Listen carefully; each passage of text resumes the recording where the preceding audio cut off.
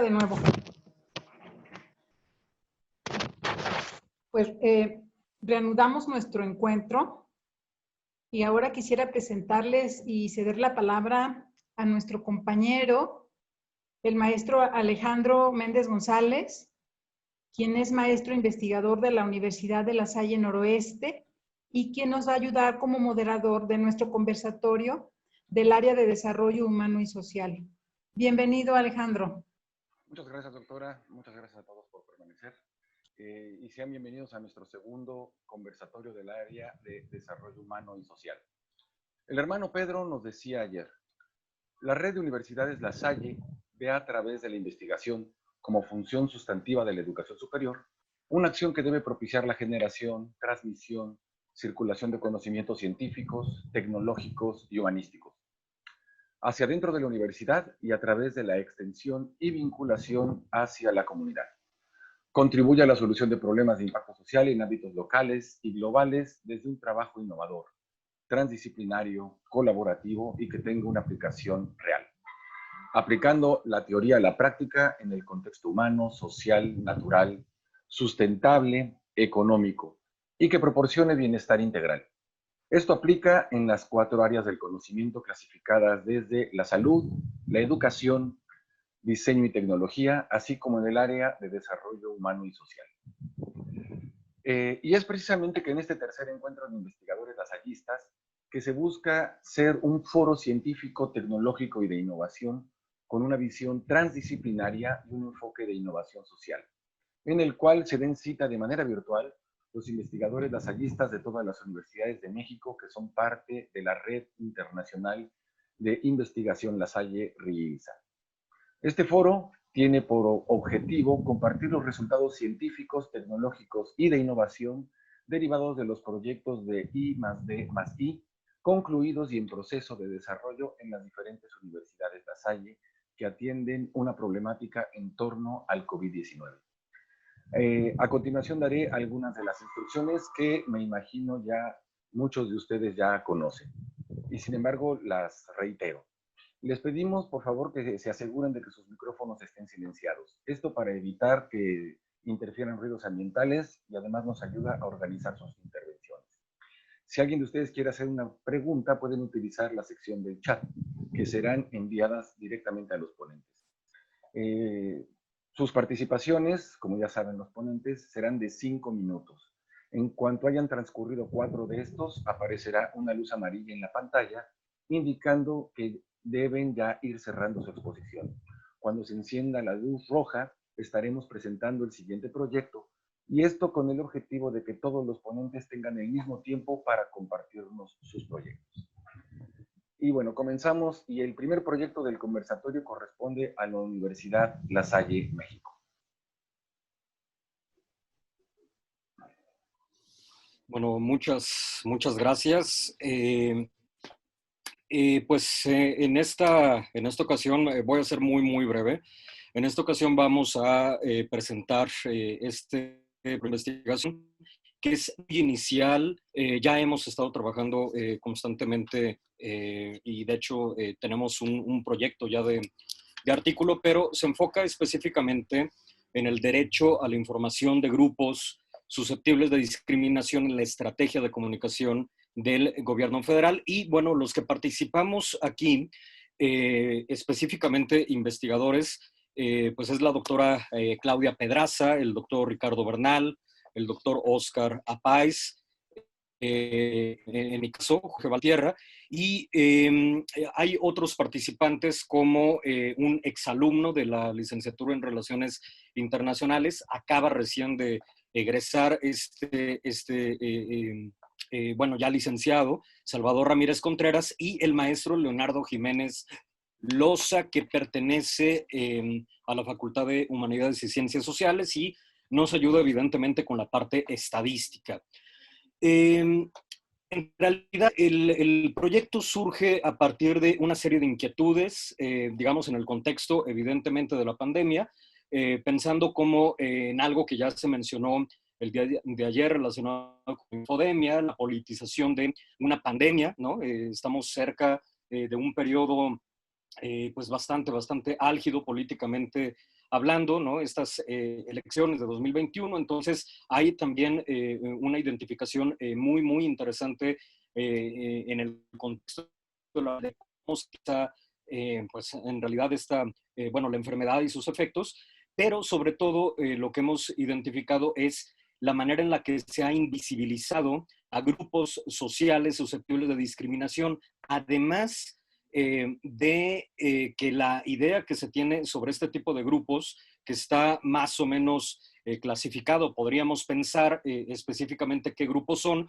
por ejemplo, personas de la tercera edad, niñas y niños, mujeres, mujeres embarazadas, en fin, todos estos grupos sociales han surgido otros en el marco de esta pandemia, como todo el personal de salud, y no me refiero únicamente a médicos, enfermeras y enfermeros, sino incluso personas que trabajan en los call centers, ¿no?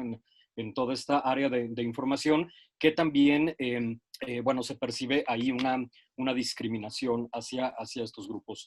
Entonces, la idea justamente es identificar específicamente cuáles son estos grupos para poder buscar algún camino, ¿no? Propuestas, y que estos grupos tengan acceso a los derechos o a ejercer el derecho a la no discriminación y el derecho a la información. También hay otro aspecto que es muy importante tomar en cuenta. De manera inicial, nos hemos enfocado específicamente en las conferencias de prensa de la Secretaría de Salud, esta conferencia de las 7 de la noche, pero no pensamos únicamente concentrarnos en eso. De momento ha sido únicamente, digamos, este material, las conferencias que hemos estado revisando, pero pretendemos también tomar en cuenta la prensa y, bueno, un poco el papel de la ciudadanía. Y bueno, pues en realidad la proyección que tenemos con este proyecto interdisciplinario, y que además es tan cualitativo como cuantitativo, es revisar también las iniciativas y propuestas de las organizaciones de la sociedad civil, un poco en esta idea también de el GIDI que tenemos sobre gobernanza, y otro GIDI sobre justicia social, pobreza y desigualdad. Y bueno, pues afinar instrumentos de medición, pero también analizar todos estos resultados a partir de un marco jurídico y sobre todo concentrado en el ejercicio de sus derechos. Por mi parte es todo. Muchas gracias, doctor. Vamos con un segundo proyecto que también es de la Universidad La Salle.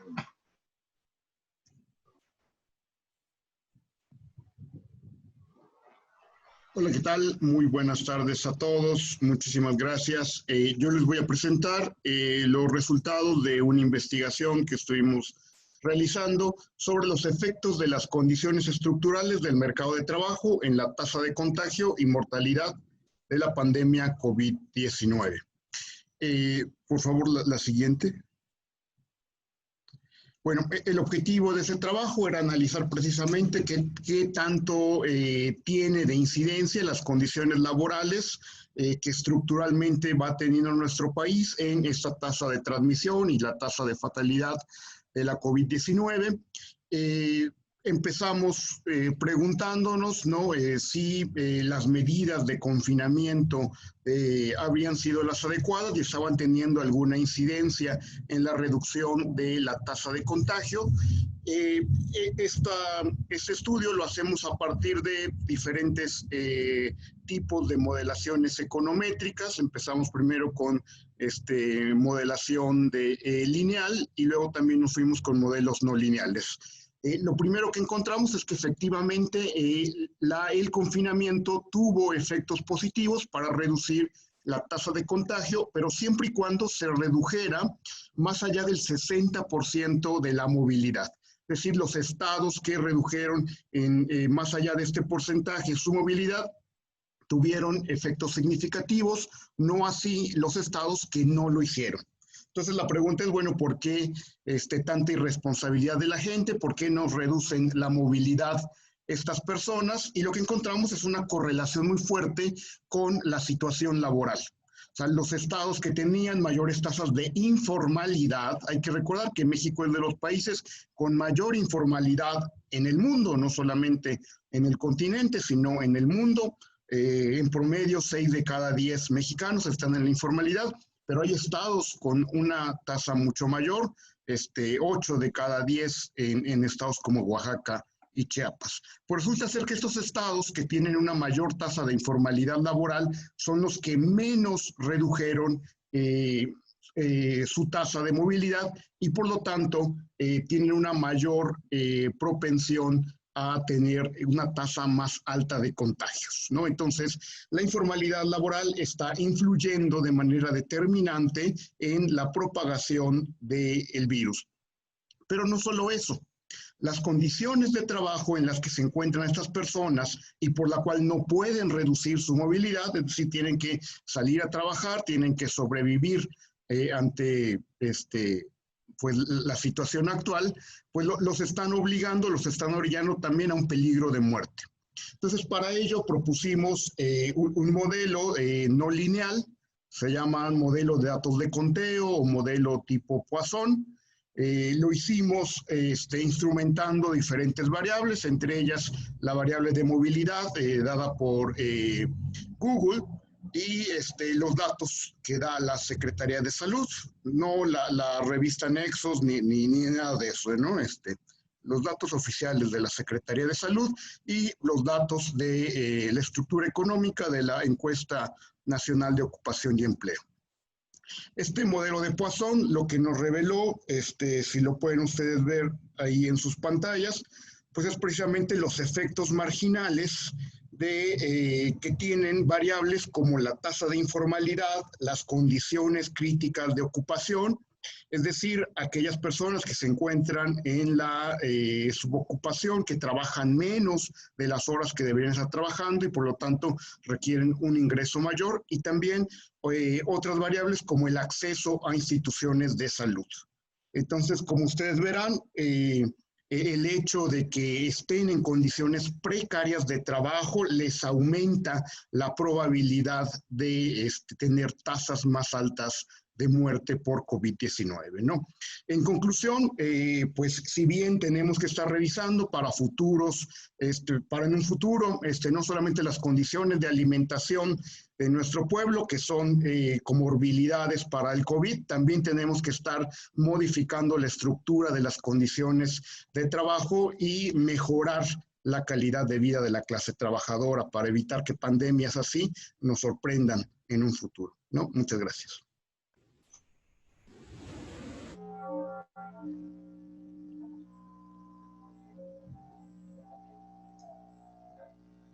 Está apagado tu micrófono, Alejandro.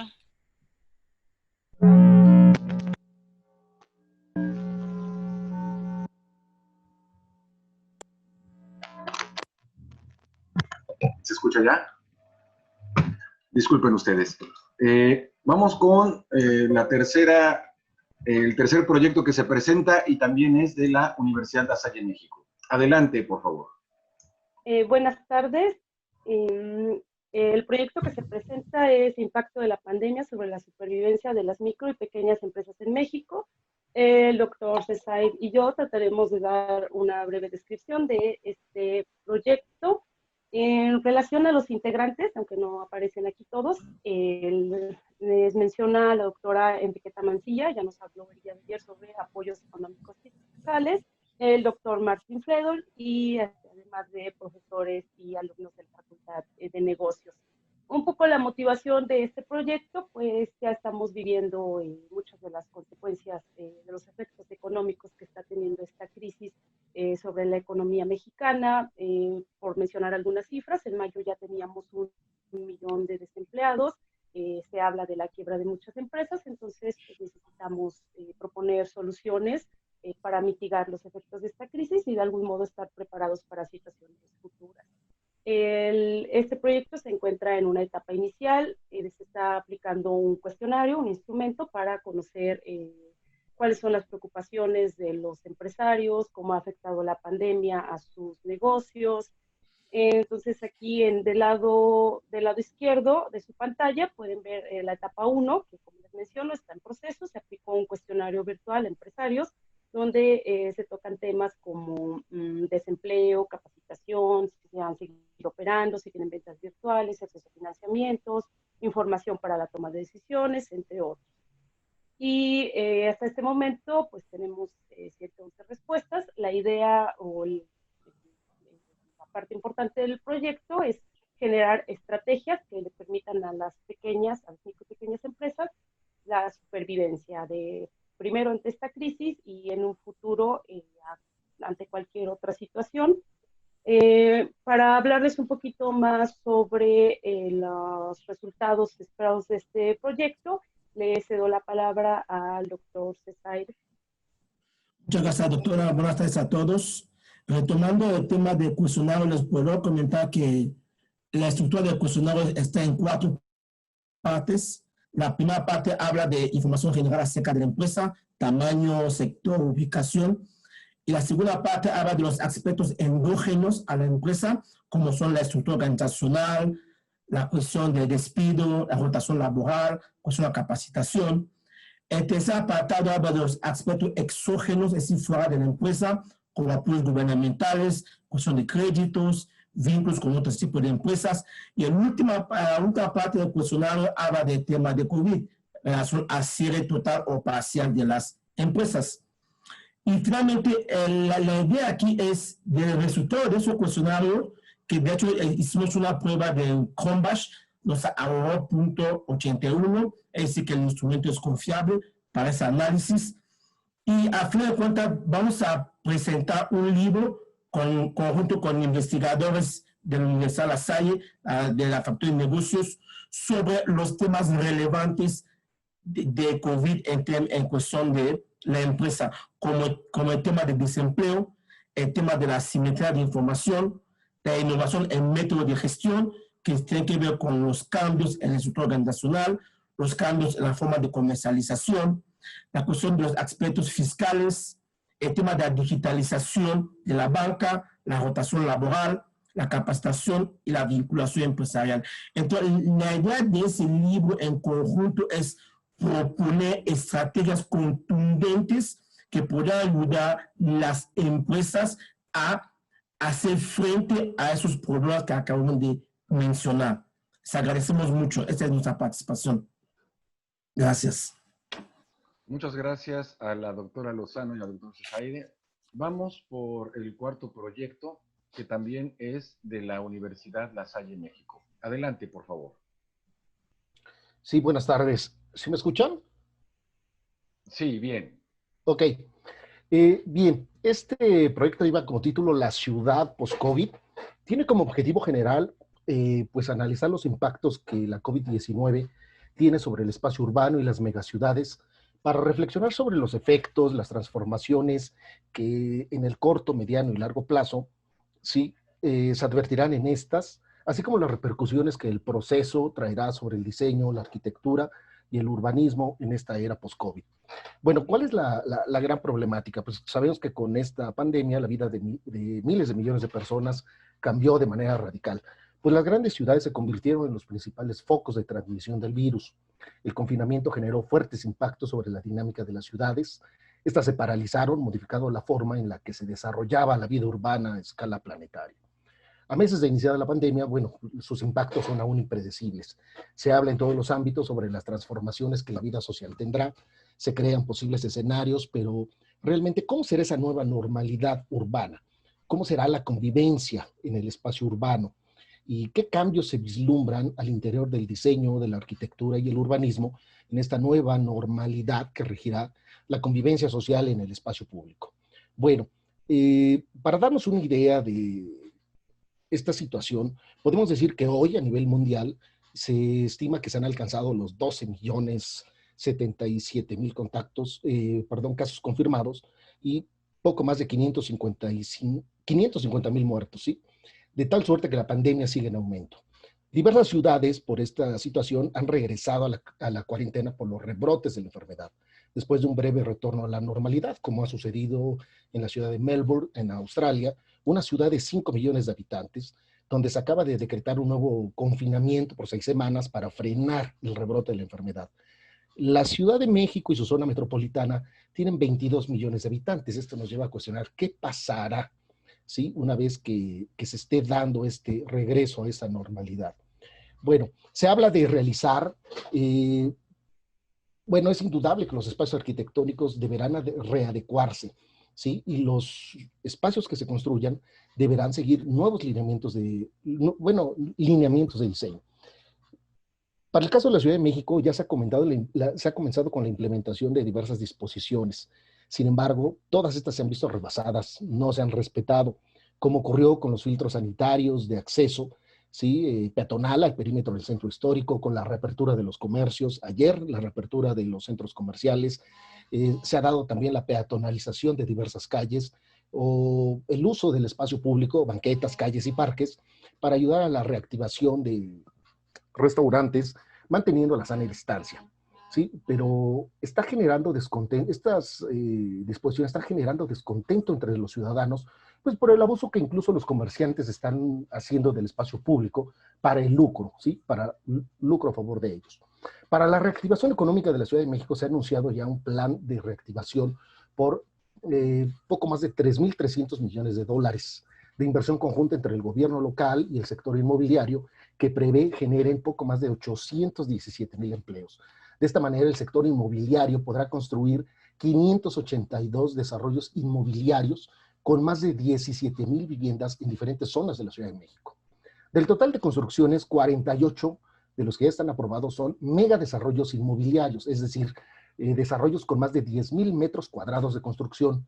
Hoy ya se trabaja con celeridad en la construcción de estos megadesarrollos. Sin embargo, organizaciones ciudadanas y vecinales están exigiendo al gobierno de la ciudad la realización de consultas ciudadanas, tal como el propio gobierno lo prometió, previas a la autorización de estos desarrollos para que se garanticen sus derechos ciudadanos, pues estos megadesarrollos, además de violar la normatividad urbana vigente, terminan por colapsar la infraestructura existente, la movilidad, los escasos recursos hídricos disponibles y pues obviamente gentrifican las zonas donde se asientan. Obviamente la pandemia aumentará de una manera muy grave lo que es la desigualdad social, la desigualdad urbana. Se habla que el número de pobres urbanos crecerán. Bueno, a grandes rasgos estas serían las pinceladas de una nueva realidad urbana que nos dejan entrever que el escenario es incierto, ¿sí? El escenario urbano es incierto mientras no se tenga una vacuna contra el coronavirus, y pues tenemos que aprender a vivir con él en el espacio público. Por ello, la vida urbana pues tendrá que cambiar irremediablemente, y con ella la práctica de la arquitectura y el urbanismo. Prácticamente esto es, a grandes rasgos, lo que, en qué consiste el proyecto. Muchas gracias. Muchas gracias a usted, doctor Gabriel Gómez. Vamos a nuestro quinto proyecto, que le corresponde ahora a la Universidad La Salle Noroeste. Adelante, por favor. Muy buenos días, tardes, según donde nos encontremos ubicados.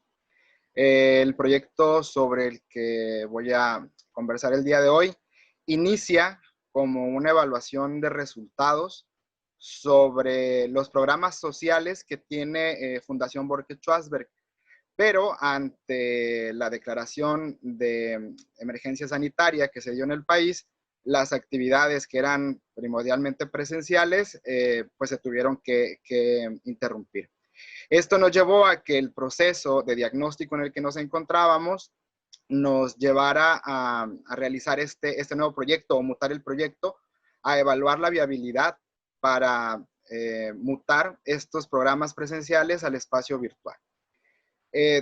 ¿Dónde estamos o dónde se está trabajando esta información? Pues bueno, es una fundación, Fundación Borges Schwarzenberg, que se encuentra en la región rural del estado de Sonora, y que a través de ella se ofrece un catálogo de programas y proyectos de intervención que van desde lo preventivo en cuestión de violencia hasta lo recreativo, pasando por cuestiones de emprendimiento y otras cuestiones de capacitación. Esta fundación entonces tenía como punto base las actividades obviamente presenciales, y la problemática es que a través de esta situación de COVID-19, pues vimos el colapso de esas acciones, de esa implementación, debido a que la idea de que las actividades presenciales se dieran en esta fundación tenían como base el hecho de que su población objetivo, sus usuarios, son personas que se encuentran en estado de vulneración, por lo tanto tienen un acceso restringido a tecnologías y por lo tanto es un poco complicado hablar acerca de la transición. Esto nos hizo formularnos dos preguntas, o hizo que se formularan dos preguntas. ¿Qué hacer para seguir operando los programas? Y si trasladar los programas al escenario virtual sería realmente algo viable para la condición en la que se encuentra Fundación. El objetivo que se plantea es analizar si la educación en modalidad a distancia o virtual es una estrategia que resulta viable para la implementación y la impartición de los programas por parte de Fundación Borges, lo que nos generó objetivos concretos como la identificación o identificar la población objetivo, identificar qué capacidad se tiene de acceso a las tecnologías y a herramientas tecnológicas, identificar también cuál sería el contenido de los programas, el costo de esta implementación y determinar de manera muy puntual cuáles son las ventajas de la educación a distancia.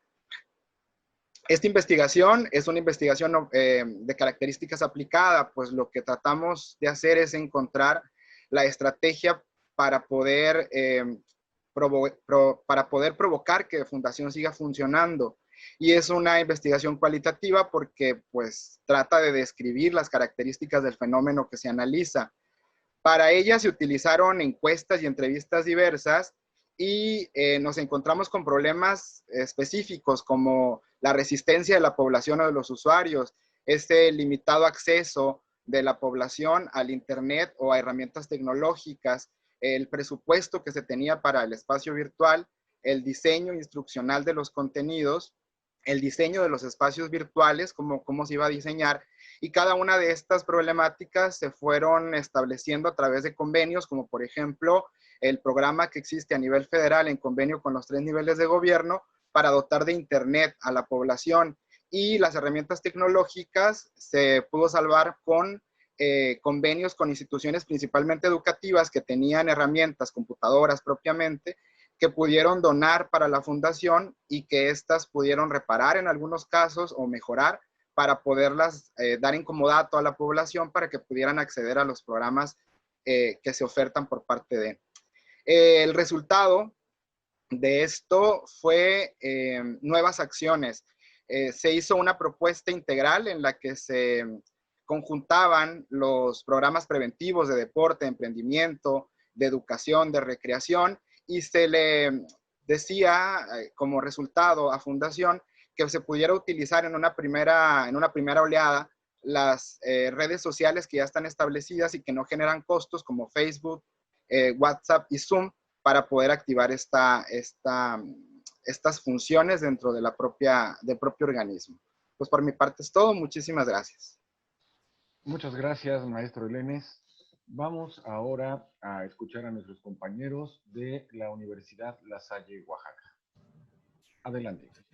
Bueno, hola, buenas tardes a todas y todos. Espero que esté muy bien. Vamos a presentar un pequeño trabajo que estoy realizando junto con la maestra Alma Ruth Borges del área de posgrado, y tiene que ver con un poquito esto que ayer se empezaba a platicar y os he hablado más sobre las fake news y todo esto de la infodemia, ¿no? Que nos ha llamado la atención.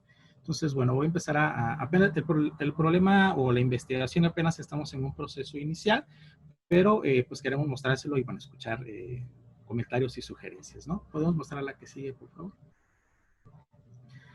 Tenemos como parte inicial, como momento inicial, este asunto de la pandemia, ¿no? Que trastoca todos los niveles y todos los ámbitos sociales, ¿no? Económicos, políticos. Y que, bueno, no voy a meterme mucho con eso, ya hemos hablado. En la mañana tuvimos una muy buena conferencia sobre eso, sobre los datos, ¿no? Alrededor de eso hay una estrategia de salud, ¿no? Integrada diseñada por el gobierno para hacer frente a esto. Y junto con eso hay una estrategia de comunicación, ¿no? Esta estrategia de comunicación gubernamental o institucional, lo que está buscando de algún modo, pues es informarnos de las estrategias de salud, ¿no? Eso es algo que tiene que ver con el derecho a la información, que hace rato que lo estaban nombrando, ¿no? Que tiene con el derecho de los ciudadanos de estar enterados, pues, de lo que se está haciendo, de tener datos reales, ¿no? De lo que también hablábamos en la mañana. Y esas estrategias, identificamos por lo menos 2 estrategias grandes. Una es de comunicación social muy directa, que es esto de su sana distancia, y la otra tiene que ver con estas conferencias vespertinas, ¿no? Que del doctor López-Gatell, que también, bueno, se ha hablado mucho. Y esto nos lleva a un asunto de la infodemia, ¿no? Que es esta información, exceso de información sobre abundancia informativa que casi siempre es falsa y de rápida propagación. Y también a las fake news que se han generado a partir de este asunto tan grave que es lo de la infodemia. Entonces, lo que queremos hacer es analizar este contenido ideológico, ¿no? Porque partimos del hecho de que hay una intención de generar estas noticias falsas, pero también queremos conocer no solo el contenido, sino también cómo los estudiantes están recibiendo esta información, de la parte de la recepción que hablamos en comunicación, ¿no? Es decir, ideología y recepción. Ya tenemos un trabajo previo que hicimos antes para otro congreso en el que estábamos trabajando sobre cómo los estudiantes ven o conciben las fake news. Esto es interesante. Hicimos algunos grupos focales en la universidad, ¿no? Entonces veíamos que ellos a veces confunden noticia falsa con editorialización, por ejemplo, ¿no? O cuando ellos dicen, bueno, es que esto no es lo que yo pienso, entonces es falso. Eso también es interesante, cómo hay una relativización de la verdad por parte de los alumnos. Entonces queremos ver ya a nivel más grande cómo está siendo esta recepción por parte de los estudiantes, ¿no? Apenas estamos en esta fase de la revisión de la literatura, estamos viendo, ¿no? Estas partes, las variables que vamos a utilizar para la encuesta proponemos hacerlo mixto, ¿no? Un diseño transaccional. Por un lado, queremos analizar los discursos en estas fake news, tenemos que elegir y ver ideológicamente qué están tratando de decir, y por otro lado, la parte cuantitativa con los estudiantes, ¿no? Nos gustaría también, bueno, establecer aquí lazos y relaciones para llevarlo a cabo no solamente en Oaxaca, en la universidad, sino pues en otras universidades más que nos permitan conocer esto, ¿no? Creo que es de vital importancia porque alrededor de esto existe en la idea, o tenemos la idea de generar pues propuestas para esta alfabetización, ¿no? Desde hace muchos años se habla de alfabetización mediática, pero ahorita estaríamos hablando de alfabetización mediática digital con todo este asunto, ¿no? Queremos saber también si los estudiantes nos dicen que pues tiene que ver el nivel educativo para transmitir o no estas fake news, pues, queremos comprobar un poquito eso y verlo, ¿no? Creo que esta parte de la información, ayer hablaba también del periodismo, se hablaba del periodismo, pues es sumamente importante para saber cómo va funcionando este asunto de la comunicación institucional. Por mi parte es todo, agradezco su atención. Muchas gracias, doctor Tinoco. Y es para mí un honor presentar como 7º proyecto en esta mesa al doctor Eduardo García de la Universidad La Salle Pachuca. Adelante, doctor, por favor. Buenas tardes para todos, espero que me escuchen. El Geoparque Mundial de la Comarca Minera es un proyecto que tiene como final y como objetivo final buscar el turismo de una mejor calidad del que tenemos actualmente en el estado de Hidalgo. ¿Podremos ver la siguiente? Es así que viendo que la pandemia ha trastocado todos estos sitios turísticos en donde se concentran grandes cantidades de personas y que es precisamente lo que hay que evitar, pues en el Geoparque de la Comarca Minera vimos una oportunidad para reposicionar con nuevos aspectos que hagan más atractivo este impulso regional. Los geoparques son territorios singulares que cuentan con características trascendentales en el valor patrimonial geológico, y nuestro geoparque se comprende por 524 localidades distribuidas en 9 municipios del estado de Hidalgo, los cuales se han logrado mediante investigación exhaustiva caracterizar a 31 geositios, algunos con características de valor geológico, otros culturales, otros naturales. La presentación que están viendo aquí, esta lámina, tiene dos secciones. La pueden ver en dos partes, la parte izquierda y la parte derecha. En la izquierda pongo en tres síntesis lo que estábamos haciendo actualmente por el geoparque. Los geoparques han de saber que solamente tienen una designación por 4 años y nuestro geoparque vence esa designación en el año 2021. Por lo tanto, para 2020, la pandemia nos sorprendió haciendo todos los preparativos para recibir a los evaluadores de la UNESCO, por lo cual pues tuvimos que suspender porque eran muchas reuniones con ejidatarios y con personas. Estábamos trabajando en la estructuración del órgano de gestión del Geoparque en la comarca minera y estábamos formalizando convenios de colaboración y alianzas a estrategias institucionales para presentar como evidencias de avance en el Geoparque de la comarca minera. Lo que estamos haciendo para prepararnos para una reapertura y tratar de captar todos esos turistas que no se van a ir a Acapulco, bueno, eso pensamos que no se iban a ir a Acapulco, pero la realidad es que sí se están yendo, que esperábamos tener un repunte en el Geoparque de la comarca minera. Trabajamos en dos aspectos, en tres dimensiones. En la parte científica trabajamos con la Asociación Internacional de Cielos Oscuros, muy de la mano con la UNAM, con quienes hemos estado colaborando, el Centro de Ciencias Atmosféricas. Presentamos una postulación para que Peña del Aire pudiera obtener la designación de reserva de cielo oscuro para atraer a los astrónomos y a las comunidades astronómicas para que puedan hacer sus observaciones nocturnas, ya que contamos con muy poca contaminación lumínica.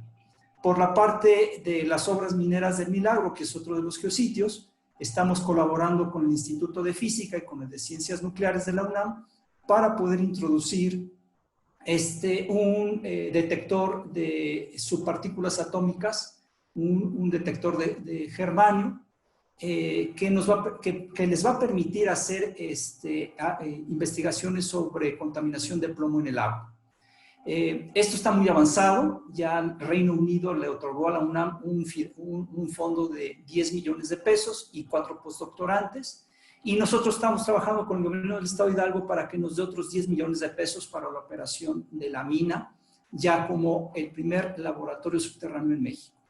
Desde la parte tecnológica estamos trabajando en la fotogrametría aplicada con drones para hacer levantamientos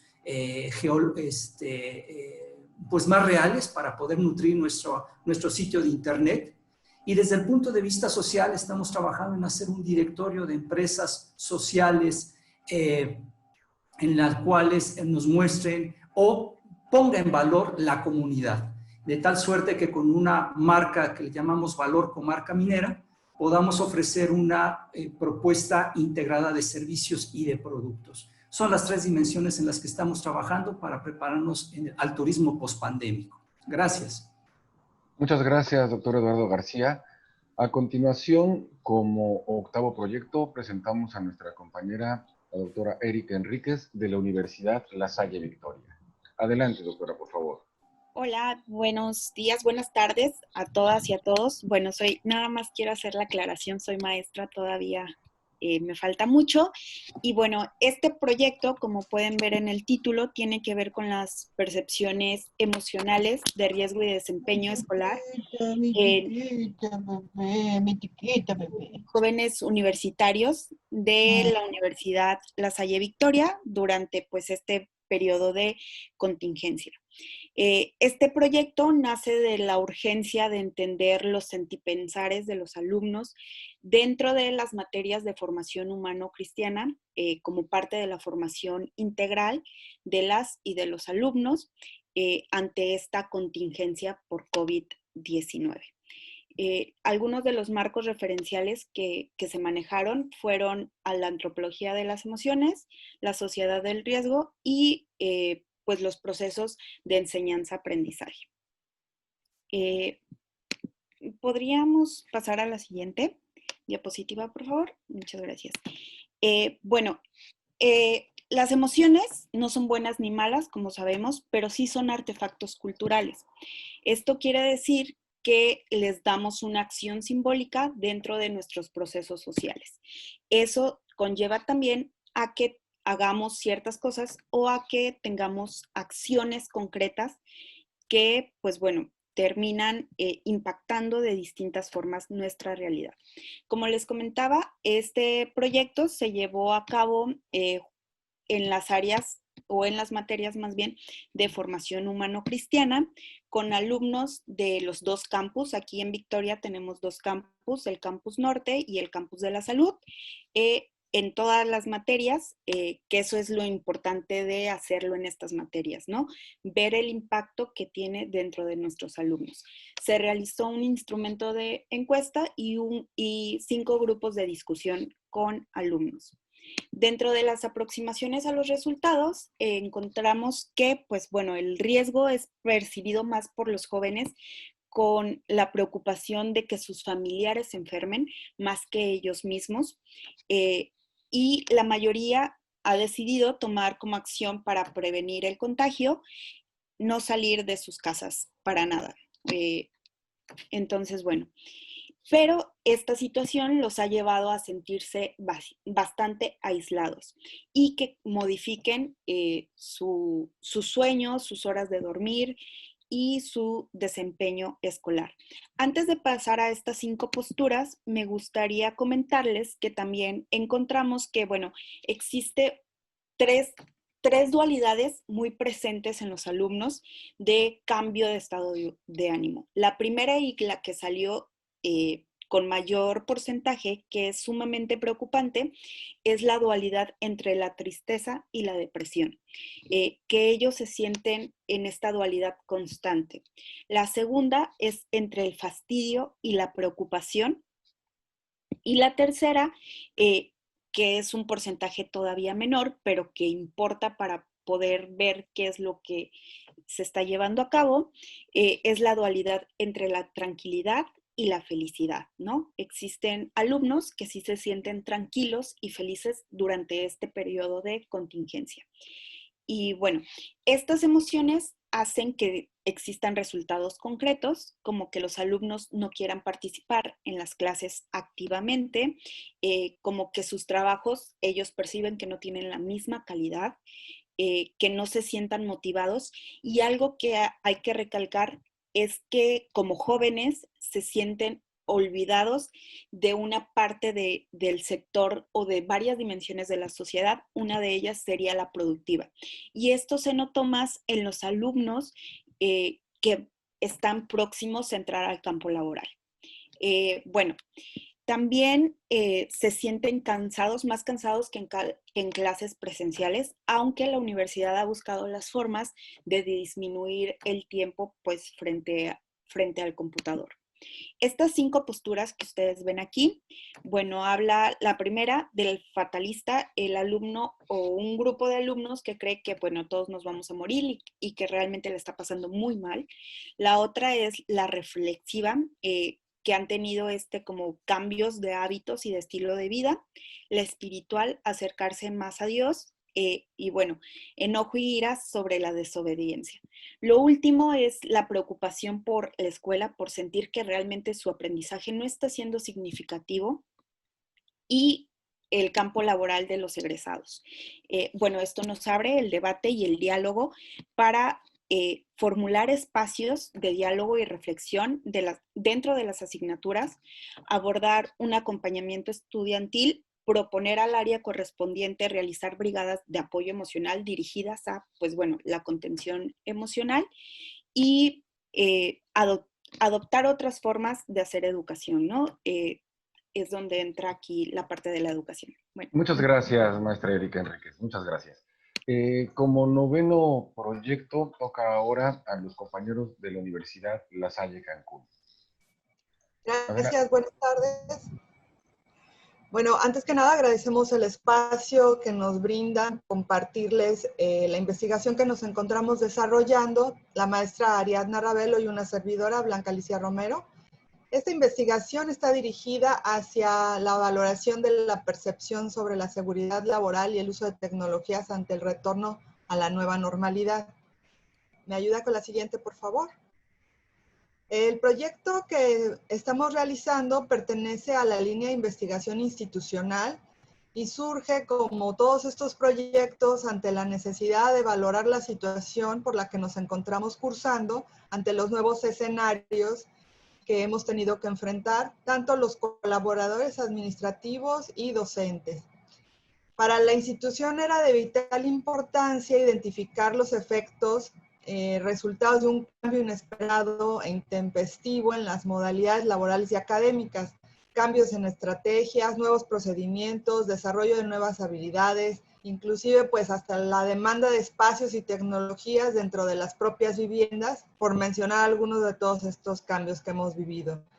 Todos estos cambios han ido surgiendo en un espacio de tiempo muy corto y esto nos ha orillado a realizar adaptaciones emergentes que han detonado diversas problemáticas tanto en el ámbito laboral, emocional y de salud. Por lo tanto, la institución, preocupada ante la situación, realiza esta investigación que está dividida en 3 momentos, como pueden observar en la parte superior. Y esos 3 momentos vamos a identificar en la primera etapa o primer momento el sentir y los retos que enfrentaron los colaboradores en su trayecto hacia la virtualidad. Cómo han estado en esta etapa que hemos estado transitando. Los resultados nos fueron de gran utilidad para evaluar estrategias remotas de emergencia que se implementaron, dándonos un segundo momento en la cual se consideró la importancia de reconocer el panorama que vislumbraban los colaboradores y docentes cuando tuviéramos que retornar a las actividades presenciales. Esto también nos ha ayudado para prever escenarios con los que se estaría conviviendo, las situaciones emocionales por las que estarían cursando o han cursado los colaboradores y las dinámicas de operación en esa nueva normalidad. En estos 2 primeros momentos se trabajó con 97 colaboradores que nos dieron respuesta a las encuestas que se aplicaron y pues solamente quisiéramos notar algunas de ellas que son interesantes. Por ejemplo, podemos verlas en la parte inferior derecha. El 48.28% menciona todavía, aún con todas las estrategias que se han venido trabajando, sentirse nerviosos o inquietos por ese retorno al trabajo.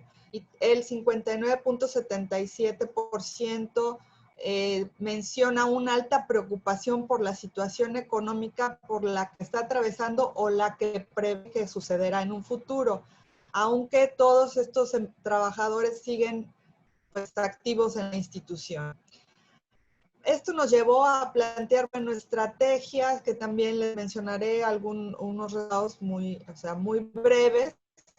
El 81.61% esto que menciona que las charlas informativas que se dieron durante este periodo les han sido muy necesarias. Sin embargo, un alto porcentaje nos menciona que quisieran que se incorporaran charlas médicas informativas. Esto, les digo, nos ha apoyado para ir fortaleciendo las estrategias con las que se han venido trabajando.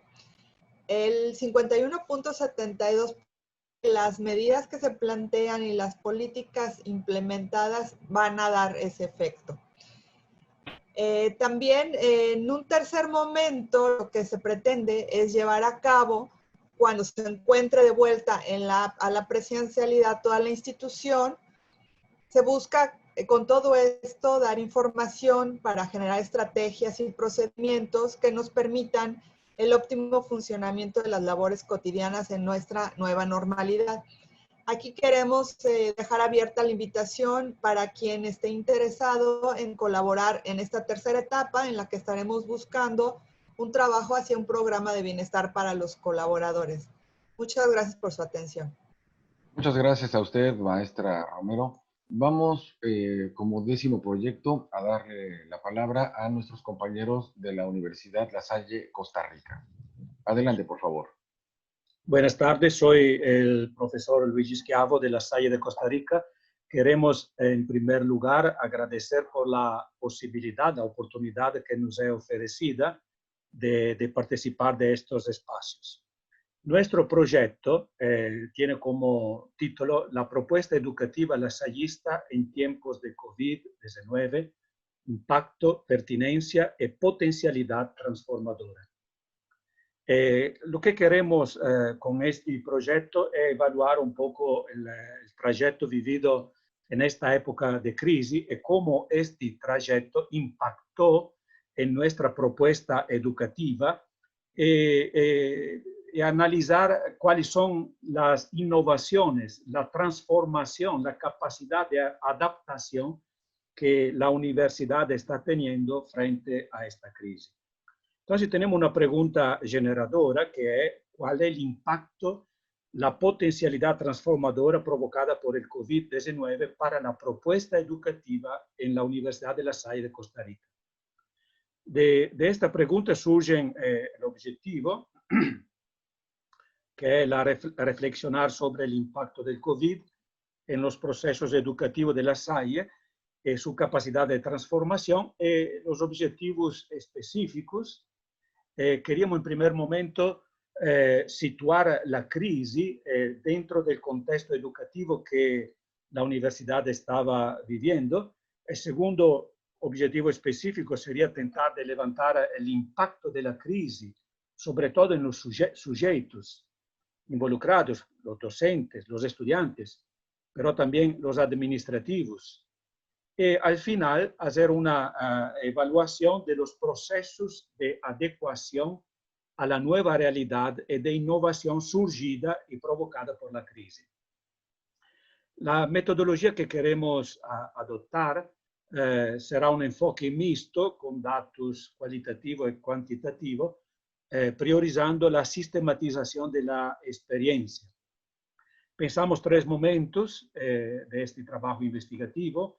Un momento que se focaliza más en el levantamiento del contexto, el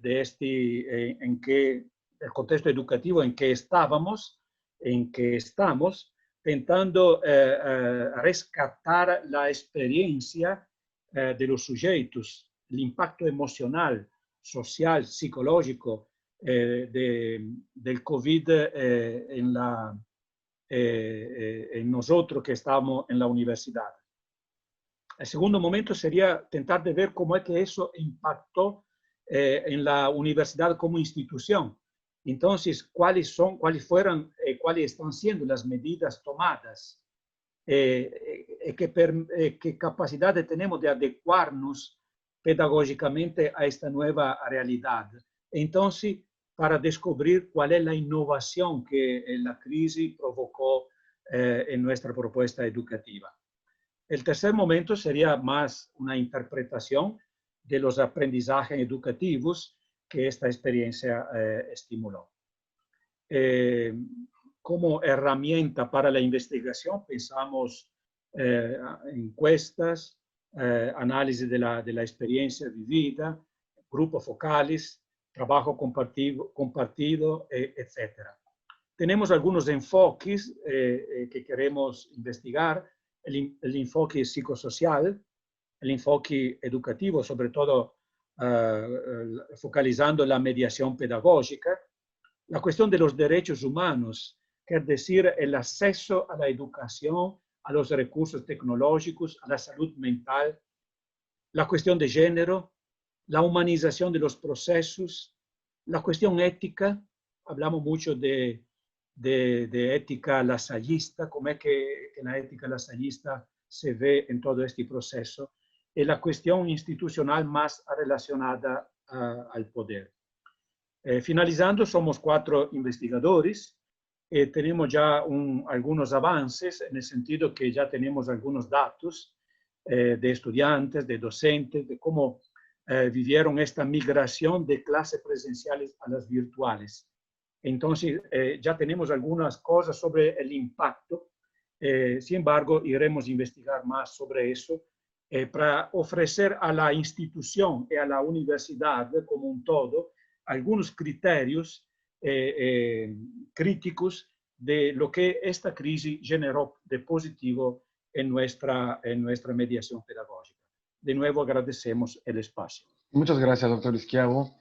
Y ahora les presento a la moderadora del siguiente conversatorio del área de diseño y tecnologías, nuestra compañera, la maestra Zainil Martínez Ruiz, quien es la responsable del área de investigación de la Universidad La Salle Pachuca. Bienvenida, maestra Zaini. Muchas gracias, maestro Alejandro. Saber intuitivo, conocer sistemático, saber natural, científico, filosófico, teológico. La Salle lo llama los ojos de la naturaleza, los ojos de la carne, los ojos de la razón, los ojos de la fe. Iniciamos nuestro sexto conversatorio del área de diseño y tecnología. Como ya saben, sus participaciones serán de 5 minutos. Cuando lleven 4 de estos, aparecerá una luz amarilla en pantalla indicando que deben ya ir cerrando su exposición. Cuando se encienda la luz roja, estaremos presentando el siguiente proyecto. Esto con el objetivo de que todos los ponentes tengan el mismo tiempo para compartirnos sus proyectos. Entonces, vamos a iniciar. El primer proyecto de este conversatorio corresponde a la Universidad de La Salle Bajío. Bienvenidos. Buenas tardes. Mi nombre es Rafael Martínez Peláez y soy el responsable en realizar la presentación. Antes de continuar, quiero agradecer a los organizadores del evento por permitirnos compartir nuestro trabajo y a la doctora Alicia Zavala y al doctor Pedro Luis por todo el apoyo otorgado al proyecto. El día de ayer, Estados Unidos sobrepasó los 3 millones de casos confirmados. En México se reportó un nuevo máximo histórico de 6.995 casos confirmados en un día. La tasa de contagio se encuentra en el orden del 2%. Este es el contexto en el que nos encontramos realizando nuestro proyecto, que lleva por título Encuesta de Seguimiento de la Comunidad de la Universidad de La Salle Bajío durante y después de la contingencia por COVID-19. Siguiente, por favor. El proyecto surgió en la última semana del mes de marzo en el contexto de la sana distancia y aislamiento voluntario. Se entendió que en algún momento se volverían a realizar actividades presenciales en las instalaciones de la universidad, pero las preguntas que nos hicimos en ese momento fueron: ¿cuándo se volverán las actividades presenciales y cuál será la estrategia de regreso? Como se muestra en la diapositiva, tenemos ese momento 1, en donde el número de casos positivos ascendía a 87,000. Y de defunciones no llegábamos a las 10,000. Posteriormente, en la investigación, comprendimos el contexto en el que estábamos trabajando, particularmente en el Programa Internacional de Odontología, donde se tienen estudiantes internacionales que al momento de regresar a las actividades presenciales, ellos se reincorporarían y estarían colaborando con los demás miembros de la comunidad. A partir de este punto se decidió crear 2 instrumentos que permitieran conocer el nivel de riesgo por complicaciones y el nivel de riesgo de contagio por su movilidad. El proyecto se dividió en fases y la primera fase del proyecto consta de 2 puntos. Identificar las principales enfermedades y comorbilidades asociadas a la COVID-19, para lo cual se analizó la base de datos abierta que tiene el gobierno federal. Desde el 20 de abril hasta el 24 de mayo estuvimos haciendo distintos análisis estadísticos y con distintos algoritmos de Machine Learning. En este análisis nosotros detectamos la letalidad de distintas comorbilidades o enfermedades que aparecen en la tabla del lado derecho, identificando que una enfermedad que tiene una alta letalidad en combinación con la COVID-19 es la enfermedad renal crónica con más del 30%. Posteriormente de esta fase, nosotros identificamos la variable dependiente falleció, nosotros la estamos utilizando para nuestro análisis y continuamos con identificar los factores de riesgo que tenían estas comorbilidades y enfermedades. Y con este punto continuamos a la fase 2. En la fase 2, una vez que ya teníamos claros los factores de riesgo de las enfermedades y comorbilidades que detectamos nosotros en el análisis estadístico, se procedió a crear el instrumento en base a la literatura, que es bastante. Después de que teníamos el instrumento, los factores de riesgo, procedimos a realizar simulaciones de los resultados y finalmente los comparamos con los resultados que generan la calculadora de complicaciones que tiene el gobierno federal. Los resultados fueron bastante buenos, su comportamiento es muy similar, como se muestra en la gráfica del lado izquierdo. La línea azul son los resultados a complicaciones por la COVID que ofrece la calculadora de complicaciones del IMSS y el gráfico rojo son nuestros resultados. Como podemos observar, su comportamiento es muy similar. En la tercera fase del proyecto se dividió en 3 puntos, que fue crear un instrumento que permitiera medir el nivel de riesgo de contagio en base a la movilidad de las personas en el periodo de aislamiento voluntario, previo a reincorporarnos a las actividades. En ese momento no teníamos idea que se iba a regresar para el 1 de junio. Segundo punto, definir los factores de riesgo que teníamos que evaluar nosotros y también cómo íbamos a ponderarlos. Y tercer punto, simular los resultados. En esta fase nosotros identificamos los factores de riesgo que nos protegen de los virus como el SARS-CoV o SARS-CoV-2, y esos factores de protección nosotros los adaptamos como factores de riesgo. Es decir, si tú no usas cubreboca y sales, pues tienes un factor de riesgo de tanto. Transversalmente al proyecto fue el tema de la privacidad de los datos personales de cada uno de los miembros de la comunidad que pueden responder los dos instrumentos. En este sentido, se definieron una estrategia que permitiera alinear la encuesta y el procedimiento a las regulaciones nacionales de protección de datos personales sensibles y de los derechos humanos. Nos interesa en particular mantener anonimizados los datos. A partir de este punto se desarrolló una app para sistema operativo Android. El desarrollo es el trabajo de titulación de un estudiante de maestría que se llama Cristian. Y como pueden observar en la diapositiva, tenemos secciones de la app. Lo que viene a hacer la app, inicialmente se solicita el número de matrícula. Gracias. Muchas gracias a la Universidad de La Salle Bajío. Ahora continuamos con la Universidad La Salle, Campus Barcelona. Buenas tardes, soy Rosa María Alsina, estoy encantada de estar con ustedes esta tarde. Y vengo a contarles un proyecto que hemos llevado a cabo, que estamos llevando a cabo desde La Salle Campus Barcelona, juntamente con el Instituto de Salud Global de Barcelona, con todos estos investigadores, con Marc Freixas, Ferran Orga, el doctor Roger Mallol, yo misma y la doctora María Forester. Nuestro equipo de investigación en La Salle, que se llama Grupo de Investigación en Tecnologías Media, ya lleva años trabajando en la detección de acontecimientos acústicos, normalmente en temas ambientales, pues outdoor, ¿no? Fuera en la calle, en entornos urbanos. Sobre todo para poder de alguna forma diagnosticar sitios en la ciudad donde la contaminación acústica es más grave, sobre todo debido a temas de ruido de tráfico. Esto nos ha llevado a lo largo de los años a observar más los otros tipos de ruido que nos encontramos en la calle. Entonces, una vez nos confinaron en casa, ¿no? a mediados de marzo, con el equipo estuvimos reflexionando al respecto de cómo de alguna forma poder no solo usar, sino recolectar datos para tener muestras de lo que estaba sucediendo en Cataluña, ¿no? En la comunidad autónoma de Cataluña, con respecto al confinamiento y en términos acústicos. Por lo tanto, nuestro objetivo era dibujar el paisaje sonoro, ¿no? del confinamiento en Cataluña. Entonces, lanzamos una campaña, digamos, podríamos decir, de ciencia ciudadana, ¿no?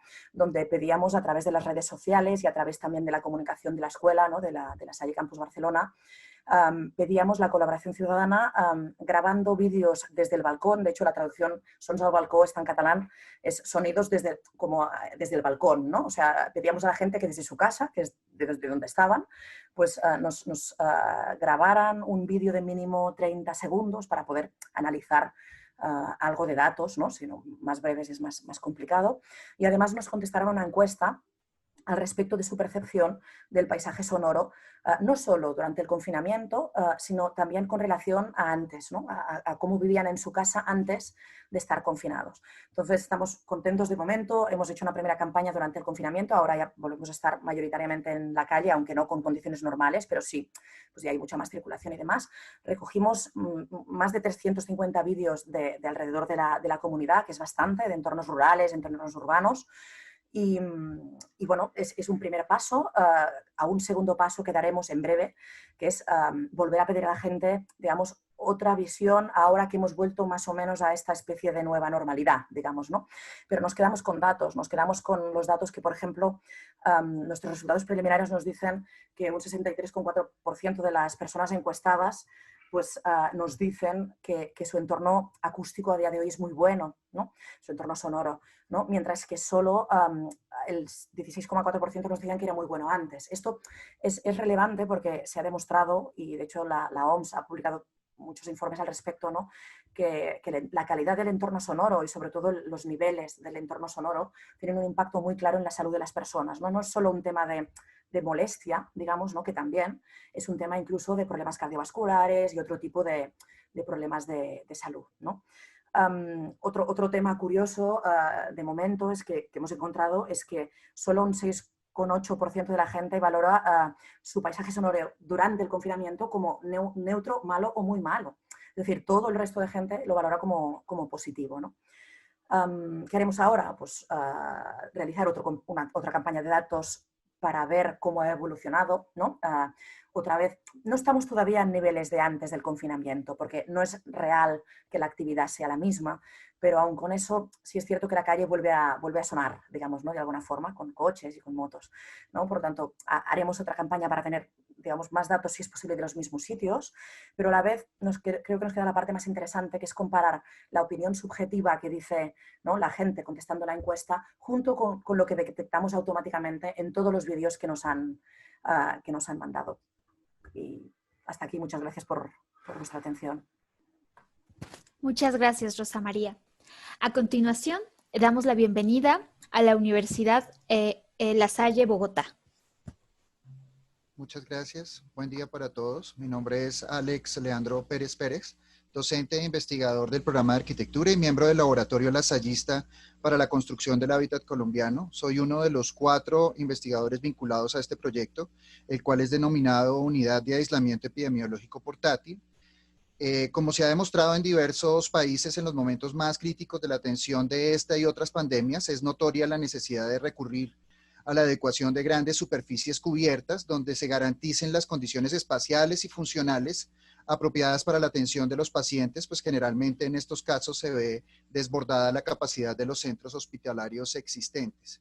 Es por ello que el laboratorio pone a disposición los resultados de investigaciones experimentales previas que permiten resolver este problema mediante soluciones flexibles que pretenden aumentar la capacidad de atención de pacientes en los hospitales y centros de salud en distintas regiones de Colombia.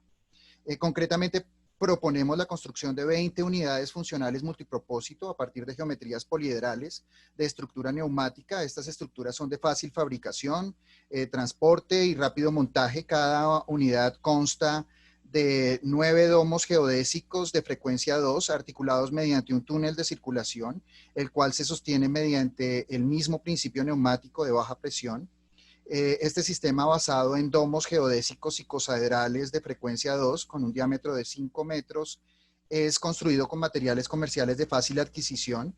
La modularidad del mismo permite que puedan conectarse con otros, aumentando de este modo la posibilidad de contar con un mayor número de espacios en condiciones de asepsia. Luego de hallar la geometría adecuada y el patrón de integridad, el proceso de construcción es muy sencillo. El patronaje puede ser realizado de manera análoga o digital, adaptándose fácilmente a las condiciones reales del entorno de fabricación. Mediante esta propuesta de diseño biomédico emergente, las estructuras planteadas garantizan adecuar el interior con los equipos que sean necesarios para la atención de pacientes, conectarse a instalaciones hidráulicas y eléctricas según las especificaciones necesarias para el tratamiento de los pacientes, el aislamiento y asepsia para el tratamiento de pacientes o el almacenaje de material o equipos clínicos o médicos, así como la vigilancia permanente a través de las superficies laminares transparentes.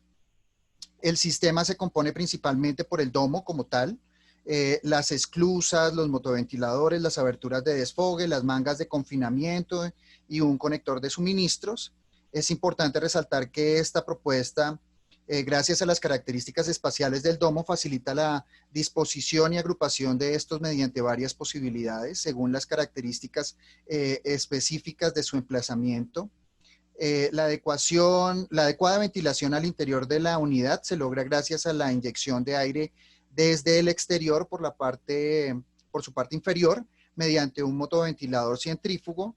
De la misma manera que se introducen los volúmenes de aire, estos deben ser evacuados de la unidad, razón por la cual se propone en la parte superior del domo una abertura de desfogue para la evacuación del aire viciado.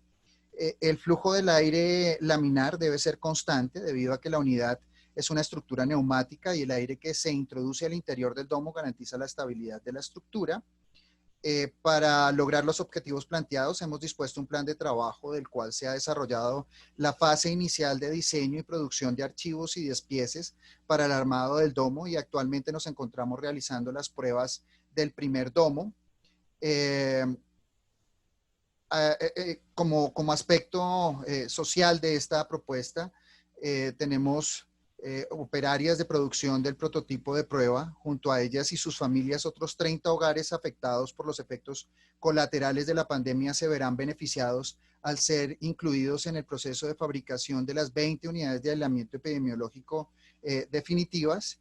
Y pues nada, agradezco mucho su atención. Muchas gracias. Ahora pasamos con nuestros compañeros de la Universidad de La Salle Bajío. Hola, buenas tardes. Mi nombre es Armando Ceja, soy profesor investigador en la Facultad de Diseño. Y bueno, vengo a compartirles una propuesta para la intervención de espacios con parámetros de salud ante esta contingencia. Gracias. Lo primero que habría que establecer es que desde el 2016 vengo trabajando en algo que denominé una línea de investigación como espacios facilitadores en experiencias y contextos humanos. En realidad lo que esta línea está proponiendo es cómo las personas se encuentran interactuando en distintos espacios, contextos, ya sea en espacios interiores o exteriores. Ante la contingencia en la que nos encontramos desde hace unos meses, pues partíamos sobre qué es lo que podemos realizar desde el ámbito del diseño y cuáles podrían ser algunas de las trayectorias, flujos y movilidad que pueden tener las personas y su interacción en distintos espacios configurados.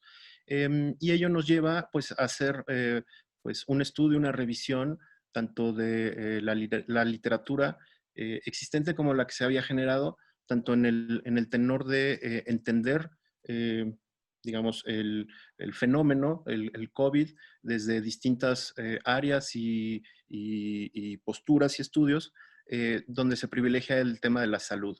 Se encontró un par de estudios que creo que son los que detonan la propuesta y tienen que ver principalmente con cómo se comportan las gotículas en un área determinada cuando se encuentran personas dialogando.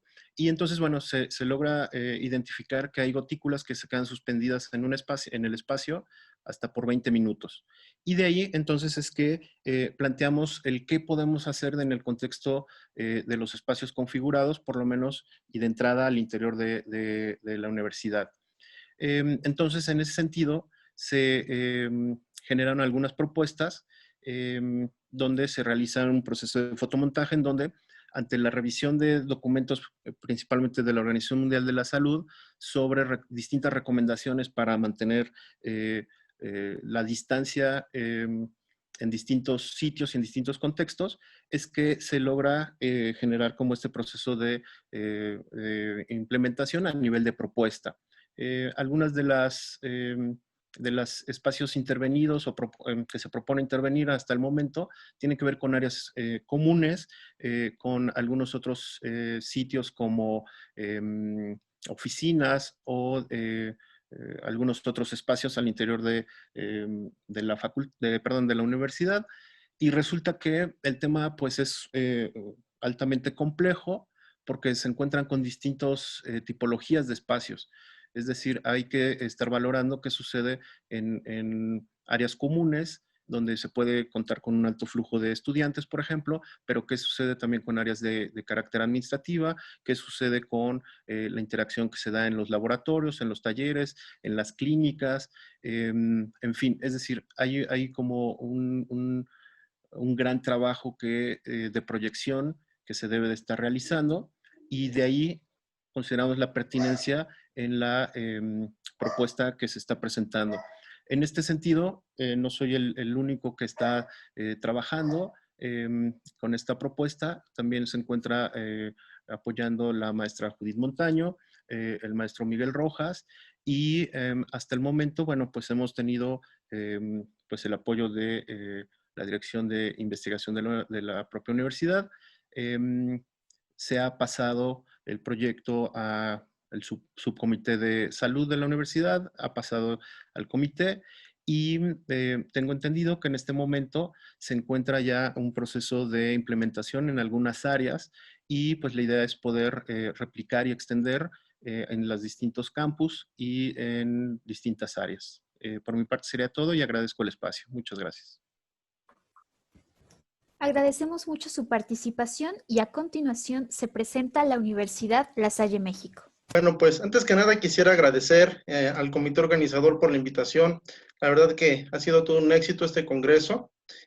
Han sido proyectos muy interesantes por parte de mis compañeros, de mis colegas. Sin duda también la conferencia del día de hoy pues no ha sido la excepción. Y pues bueno, justamente el doctor Rojas lo que nos comentaba es que hay una necesidad para tener ya una economía digital. Y con base a ello está muy ligado este proyecto que se llama Estrategias de Inversión Novedosas frente a las crisis financieras post-COVID-19.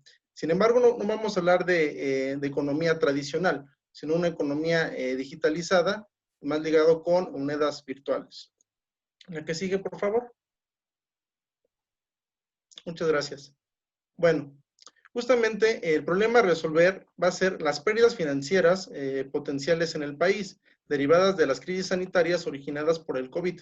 Estas pérdidas financieras es importante controlar debido a que el gobierno pues no tiene el recurso suficiente para hacer frente a esta pandemia. Y ya se ha visto, por ejemplo, en cuestión de pensiones, que se han tenido pérdidas muy grandes, ¿no? En el reporte del último trimestre se ve ahí ese tipo de pérdidas, ¿no? Justamente pues llevo a la par de este proyecto, un proyecto de pensiones y pude realizar ese tipo de análisis. En cuanto al objetivo general, hay que fortalecer la economía mexicana a través de una moneda virtual y el uso de este tipo de monedas en productos financieros novedosos. Más que nada aquí estamos utilizando las finanzas, pero desde el tipo desde el área de la administración de riesgos financieros. Es decir, no nos vamos a ver desde el punto de vista de un especulador, ¿no? Sino más que nada de un coberturista. Lo que queremos es mitigar esos riesgos para que no sean tan de alto impacto, ¿no? Entonces, justamente esta innovación de productos financieros la tenemos en todos los mercados financieros que conforman la Bolsa Mexicana de Valores, tanto lo que son instrumentos de renta fija como renta variable o derivados. En cuanto a la propuesta de solución, bueno, pues hay que implementar esta moneda digital en diversas metodologías asociadas a la ingeniería financiera, es decir, a la innovación de productos financieros. Entonces, justamente la ingeniería financiera lo que va a hacer es combinar, ¿verdad?, todo ese tipo de instrumentos financieros que hay en estos mercados y va a haber tantos productos como imaginación se tenga, ¿no? Y pues lo que uno va a querer más que nada va a ser justamente limitar lo que ya dijimos anteriormente, lo que son las coberturas, ¿no? Para que estos recursos pues no sean escasos. Impactos y resultados esperados. Bueno, se espera cubrir el riesgo de impactos negativos en el valor de la moneda mexicana ante escenarios de virus y decisiones de política monetaria, ¿no? Principalmente a nivel mundial, lo cual tendrá un impacto positivo en la población mexicana. Es decir, lo que hemos visto es que con esta pandemia justamente se ha devaluado la moneda, ¿no? Antes de la pandemia, el valor del peso estaba en un dólar valía 20 pesos, y ahora pues un dólar pues ya está en 22 pesos, ¿no? Entonces ha habido una devaluación. Si hubiéramos tenido una moneda virtual, seguramente el impacto hubiera sido menor, ¿no? En cuestión de virus. Y también las decisiones de política monetaria pues las afectan, puesto que la FED se reúne, digamos, a final de mes, y lo que va tomando son decisiones, y si baja la tasa de interés o la sube, pues también regularmente lo hace Banco de México, y ese tipo de decisiones pues también afectan a la moneda. Sin embargo, una moneda virtual pues no lo estaría afectando tanto. Esto se puede ver en el producto derivado de este proyecto de investigación, ya es un producto concluido, se llama el impacto del COVID-19 en las criptomonedas, moneda digital del futuro, en donde lo que se hace aquí, más que nada, es un estudio donde se analiza el COVID en las criptomonedas, y lo que se ve es que no ha impactado tanto como en otro tipo de acciones, ¿no? De empresas.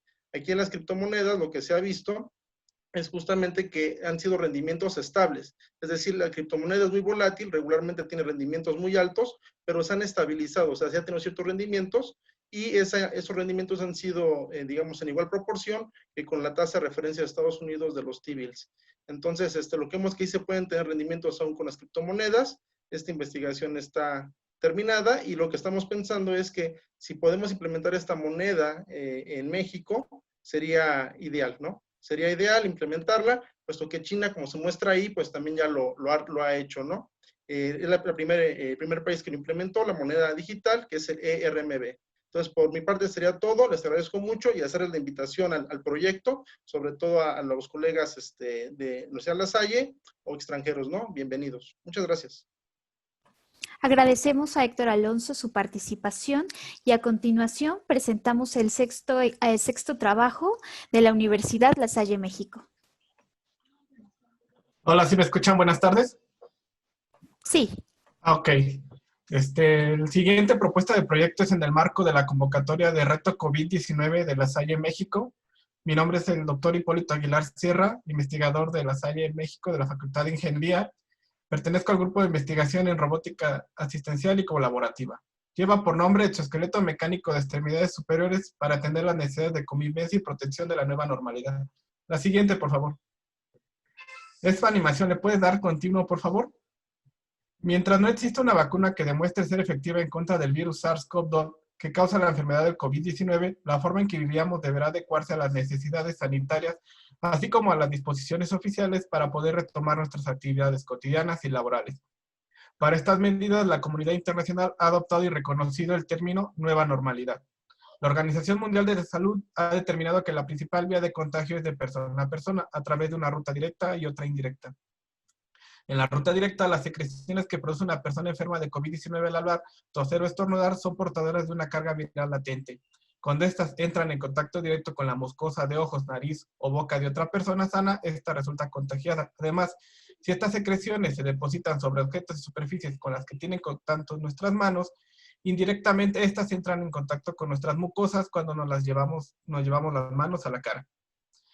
El equipo de protección personal, o EPP, considera el uso adecuado de cubrebocas careta para proteger ojos, nariz y boca, mientras que el uso de guantes en combinación con el lavado de manos, la sanitización de superficies y objetos son indispensables y en algunos casos obligatorios en esta nueva normalidad para reducir el riesgo de contagio. Sin embargo, el tocar directamente objetos y superficies con nuestras manos aún nos expone al riesgo de contaminación cruzada, a pesar del uso de guantes o de lavarnos las manos, si durante nuestras actividades tenemos la necesidad de retirarnos el equipo de protección para comer, por ejemplo, o simplemente para acomodarlo.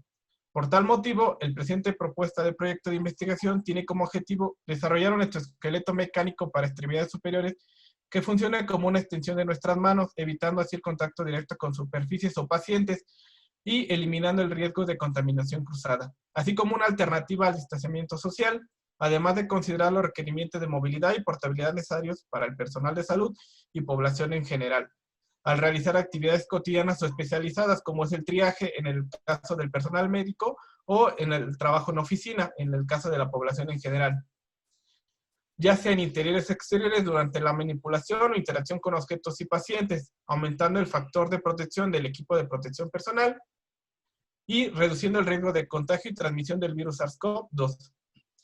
Como lo comento, o lo mencioné anteriormente, esta propuesta es una alternativa al distanciamiento social, es decir, en lugar de evitar o cambiar nuestros hábitos de convivencia, podemos diseñar nuevas herramientas que nos permitan mantener esos mismos hábitos, pero salvaguardando nuestra integridad, es decir, usando el equipo de protección de seguridad tradicional en adición al exoesqueleto. De mi parte sería todo. Gracias. Muchas gracias, doctor Hipólito. A continuación, la Universidad La Salle México presenta su proyecto. Yo también soy profesor de la Facultad de Ingeniería de la Ciudad de México. De hecho, me toca coordinar el grupo de sustentabilidad de fuentes alternas de energía, muy relacionado con la energía, ¿no? Tengo un proyecto de biodiesel, pero en este caso, bueno, derivado de la pandemia, pues, y viendo la noticia, ¿verdad?, que hubo en los medios, pues me nació hacer esta pequeña investigación, ¿sí? Podemos ver la siguiente lámina, por favor, ¿sí? Que es ver el impacto que tuvo, aparte de la energía eléctrica, que es algo de lo que a mí me gusta mucho. Obviamente hay consumos que también se fueron por encima, como el agua y otras cosas, ¿no? Pero bueno, en este caso es energía eléctrica. intenté hacer una muestra que fuera quizá un poco más representativa, ¿verdad? Para poder tener algunas conclusiones más certeras, pero bueno, creo que fue válido. No lo hice con mucha gente, fueron aproximadamente 10 familias con las que hice yo esta muestra, que más o menos son del área central de nuestro país, en este caso la Ciudad de México, Querétaro, Estado de México, ¿verdad? Básicamente, entre 2 y 4 personas. Y bueno, hice un promedio de consumo y cómo impactó esto en el costo, ¿verdad? Ahí en el lado izquierdo de la pantalla pueden ver, ¿verdad? Ese incremento del consumo, pues se ve que fue de casi 16%, fue lo que, estos son de mayo, estas tarifas, ¿sí? Y el incremento de costo, ¿verdad? No fue del 16%, casi como se ve ahí. Es algo bien importante, ¿ah? Es algo bien importante porque no son proporcional, el consumo no es proporcional a lo que vamos a pagar. ¿Qué es esto? Que si yo consumí este mes 100 kWh, el siguiente mes si consumo 200, ¿verdad? Y el pague 100, en el siguiente no voy a pagar 200 pesos, ¿verdad? Ese es algo que no conocemos. Es algo que yo le he llamado, ¿verdad? Algo así como educación energética, que sepamos que no solamente basta con tener nuevas fuentes de energía, sino las que tenemos, lo que tenemos hoy, cómo lo vamos a consumir de una mejor manera y con conciencia de qué es lo que estamos consumiendo y qué es lo que estamos pagando por ello. Esas tablas que están ahí, ustedes las pueden encontrar en el portal de CFE. Son las tarifas que maneja nuestro país.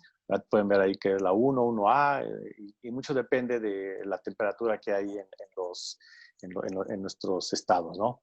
¿Qué significa esto? Bueno, por ejemplo, en nuestro caso, ¿verdad? Hay un valor ahí, si lo alcanzan a ver, abajo de donde dice educación energética, dice 500 kWh al bimestre.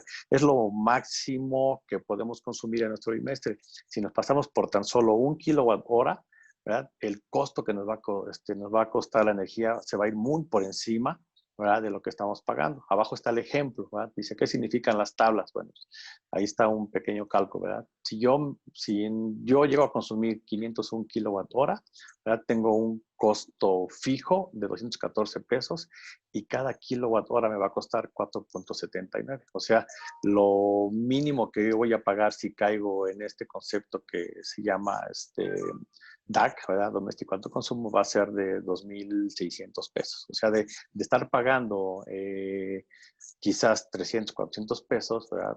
Voy a tener problema, ¿no? Esto fue algo que pues he estado suscitando en estos días. Entonces, bueno, debíamos de tener cuidado con el consumo que tenemos, ¿sí? Ahí les muestro algunos ahorros que se pueden tener, ¿verdad? Si hay que revisar nuestra instalación, hay que, sobre todo en alumbrados donde se puede ahorrar mucho, ¿verdad? Cambiar los LED se reditúa bien, ¿verdad? O sea, el cambiar los LEDs, aunque son caros, por lámparas de LED, vale bastante la pena, ¿sí? Y algo de lo que yo creo y que he visto que tuvo más impacto en estos días fue utilizar mucho el horno de microondas, ¿verdad? Eso trae muchos problemas porque el consumo de energía eléctrica pues es mucho más caro que el gas. Siempre hay que usar gas en lugar de energía eléctrica y regular el uso de la televisión. Eso nos puede ayudar a bajar el consumo y no estar en problemas, ¿verdad? Con exceso de consumo de energía eléctrica. Bueno, eso sería todo por mi parte. Les agradezco mucho. Agradecemos su participación. A continuación, presentamos el 8º proyecto de la Universidad La Salle México. Buenas tardes, ¿sí me escuchan? Sí, sí la escuchamos. Okay, gracias. Yo quisiera empezar con un recordatorio muy rápido. El tema del COVID-19 tiene aproximadamente 8 meses en los medios de comunicación. Medios de comunicación, la prensa, la radio, la televisión, pero también en redes sociales y en medios digitales. Esto ha tenido un profundo impacto social y cultural en las personas, de tal forma que ha influido también en la percepción y en los imaginarios de estas personas.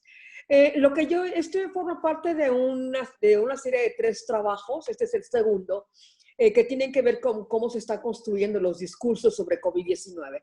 El primero fue sobre cómo lo está construyendo la prensa. El segundo tiene que ver con cómo lo está construyendo los grupos sociales, que es el que les estoy presentando en este caso, que es el resultado de una etnografía digital durante 3 meses a un grupo de personas seleccionado previamente a propósito de la construcción del tema COVID-19. ¿Cómo es que se están apropiando de este concepto y hacia dónde les está llevando este proceso de construcción?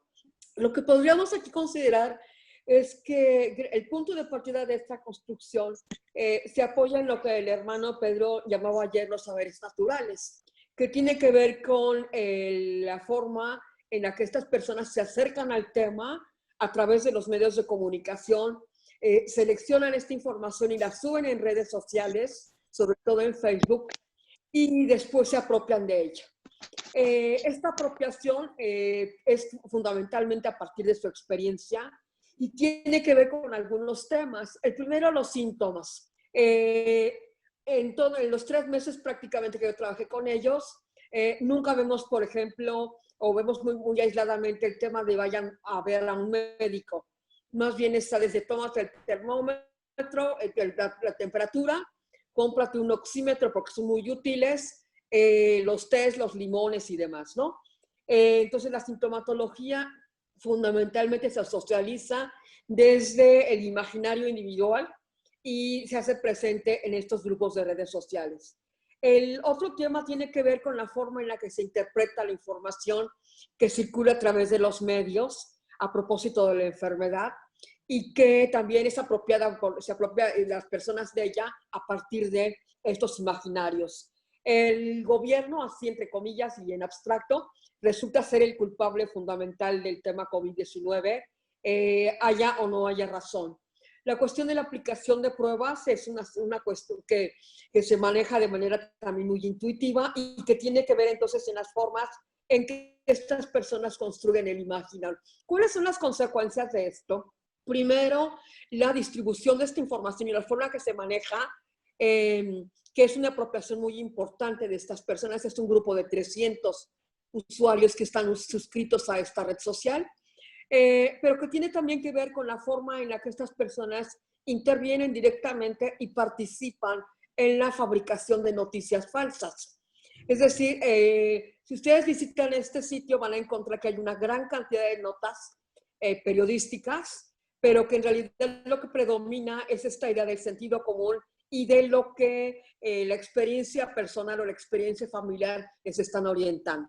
Entonces, aunque los periódicos existen, son, digamos, el telón de fondo de comentarios que suelen ser socializados de distintas maneras. La etnografía digital es un método que particularmente ha sido muy importante en este ejercicio de ver cómo se están apropiando las personas del tema COVID-19, no a partir de lo que les dicen las conferencias, sino a partir de, digamos, lo que les dicen los medios de comunicación.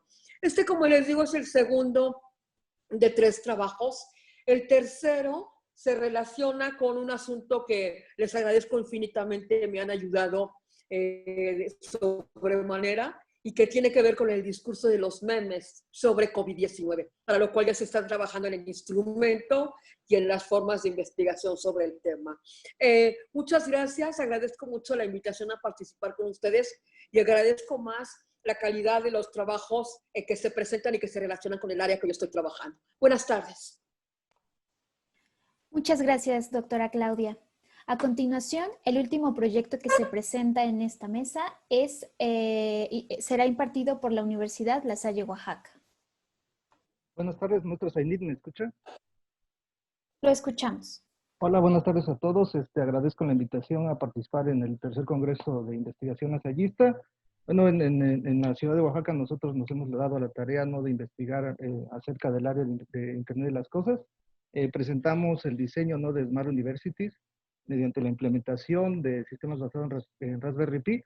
En este caso, ¿no?, el caso de estudio es el monitoreo de temperatura. ¿Podemos pasar a la siguiente diapositiva? Ok, bueno, aquí la idea, ¿no?, del Smart University es un concepto que involucra la modernización de los procesos y ambientes educativos. Se pretende proveer al sistema de universidad tradicional de instrumentos Smart, como son tecnología embebida y recursos enriquecidos en espacios virtuales.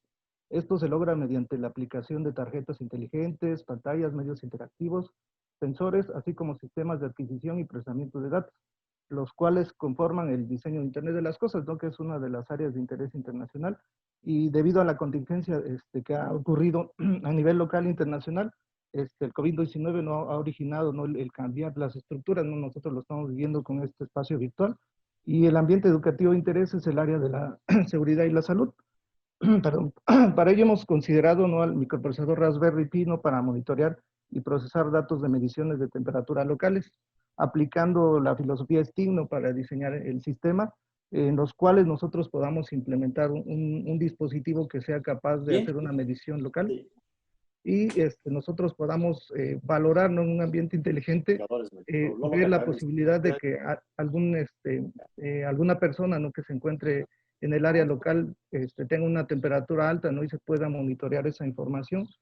Por medio de Raspberry Pi nosotros diseñamos con sensores, ¿no?, que puedan integrar pues una medición de temperatura no invasiva, en la cual el dispositivo pueda guardar esos datos y se puedan dirigir, ¿no?, a un espacio de un servidor local, lo que podría ser lo que se integra como fog computing, o bien de manera global, ¿no?, de manera en Internet, que sería cloud computing. El área de interés es bastante amplio, ¿no?, porque los niveles SMART que nosotros queremos considerar, primeramente es el sensitivo, que nosotros podamos lograr, ¿no?, la adecuación del ambiente donde nosotros lo vayamos a aplicar, que pueden ser bien en el acceso de las universidades, de las escuelas, ¿no?, donde se pueda implementar este diseño. De manera local puede ser en las áreas, ¿no?, en los salones, pues de una manera ya más amplia, ¿no?, puede ser en edificios, y poder tener un panorama, pues no sé, local, ¿no?, que nos dé cierta seguridad laboral, ¿no?, dentro de nuestras instalaciones, y una información estadística, ¿no?, local. Aquí la intención es mantener la información de manera, pues, privada, ¿no?, que ahora sí que el monitoreo se realice de manera local y que no influya tanto en el ambiente, ¿no?, de trabajo y de estudio, ¿no?, de los alumnos. Entonces la idea es de que se esté monitoreando para obtener más o menos parámetros con los que nosotros podamos tomar decisiones, ¿no?, para prever, ¿no?, posibles pues aumentos, ¿no?, de contagios. Esta es una idea pues bastante interesante, ¿no?, y nos dimos a la tarea de ver lo que era la aplicación, ¿no? Está muy dirigido a lo que es el ambiente de Smart Cities, pero pues de manera local ahorita lo que nos interesa es la pandemia, ¿no?, de cómo influyen las personas que nosotros pues ahora sí interactuamos todos los días, ¿no?, en ambientes cerrados, ¿no?, en ambientes escolares, que pues ahorita la virtualización es el medio que se ha elegido para poder trabajar, pero una vez que nos regresemos a la, entre comillas, a la normalidad, pues va a haber muchas cuestiones, ¿no?, de cómo van a sobrellevar sus labores, ¿no?, sobre todo los alumnos, ¿no?, que van a tener inquietudes, ¿no?, porque el panorama ya es distinto, ¿no?, ahora sí que el mantenernos en nuestros hogares, ¿no?, para poder ahora sí que aislarnos, ¿no?, y evitar el contagio, pues nos ha originado ciertos comportamientos, ¿no?, que una vez que regresemos a las escuelas, ¿no?, a las áreas de trabajo, va a ser un poco complicado de sobrellevar, ¿no? Más que nada, este dispositivo lo que busca es dar información, ¿no?, dar información que prevenga. Entonces, el área de diseño es STEAM, ¿no?, y somos un grupo reciente, ¿no?, en la Universidad de La Salle de Oaxaca, que queremos dedicarnos a esta parte, ¿no?, de diseño basado en ciencia, tecnología, ingeniería y matemáticas, ¿no? Entonces, es un área de aplicación bastante interesante. Bueno, eso sería todo de mi parte. Agradezco mucho, ¿no?, la invitación. Muchísimas gracias. Bueno, hemos finalizado todas las presentaciones de este conversatorio. Agradecemos a todos ustedes por su participación y ahora pasaremos a la siguiente actividad de nuestra sesión,